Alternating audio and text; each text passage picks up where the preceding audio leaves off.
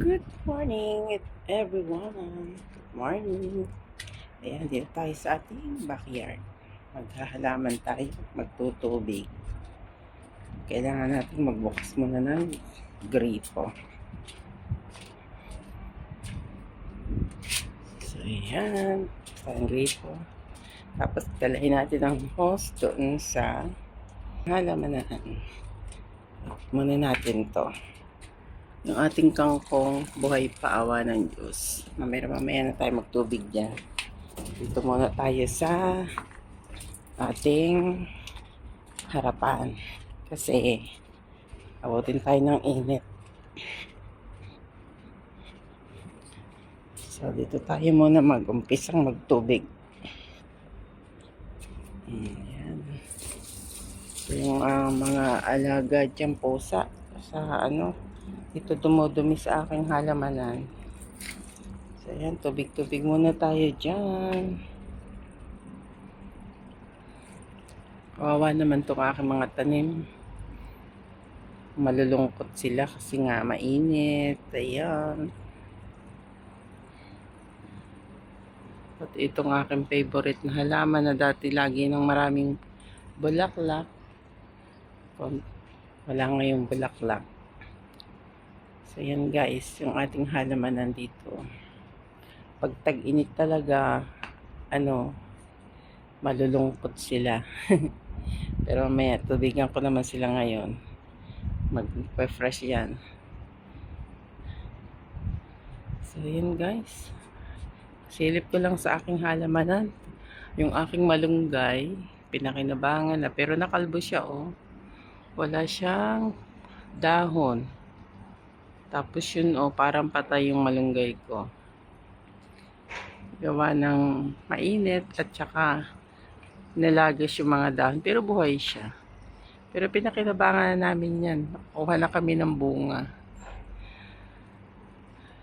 So, ayan, tubig muna tayo dyan. Hanggang sa magdami muna siya ng talagang basang-basa ang lupa. Kailangan natin yan. Para umabante sila ng maghapon. Kasi kawawa naman yung aking mga halaman. Hirap-hirap kayong magbuhay ng halaman. Tapos mamamatay lang. Ay, sakit sa dibdib. Libangan ko kasi ito guys. Yung ating maghahalaman. So, kailangan natin tubigan siya ng marami. So, shout out sa mga kaibigan natin. Yung ating oregano. Matagal na yung oregano na yun, pero hindi matibay din ang buhay niya. Yan, ang lungkot talaga ng aking mga halaman. So, yan. So, yan lamang guys. Silip sa ating halamanan. Hanggang ngayon ay buhay pa.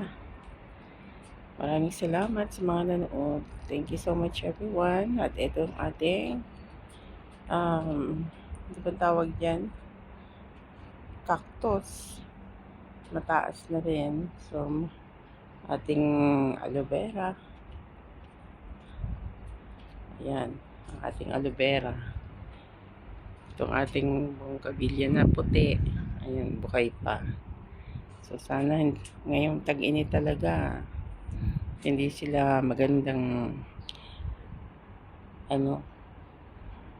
tingnan kasi nga walang gaanong bulaklak, tapos parang sila puro lanta. Kaya kailangan natin tubigan sila ng marami. Yan ang ating halaman. Nakakaawan tingnan. So, yun yung aming pusa dito sa backyard lagi. Sa aking halamanan. Yan siya lagi nang kinakalkal niya yung lupa. Diyan siya nagpopopo. Wala naman tayong magawa kasi wala naman siyang ibang pupuntahan. Kaya dito na lang siya. Alagaan na rin. Kasi may buhay ang hayop, kailangan din niyang pakainin.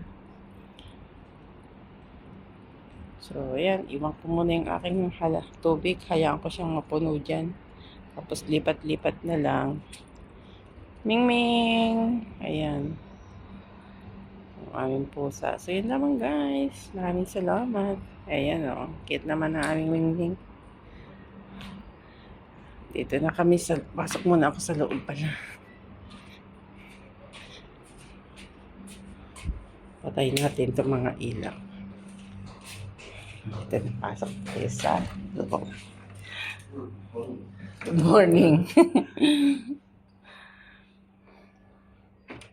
Saan na kaya yung ating kasama dito?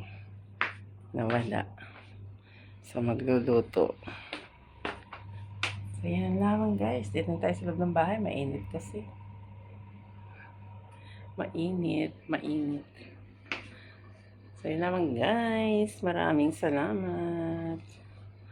Update lang sa aking paligid dito.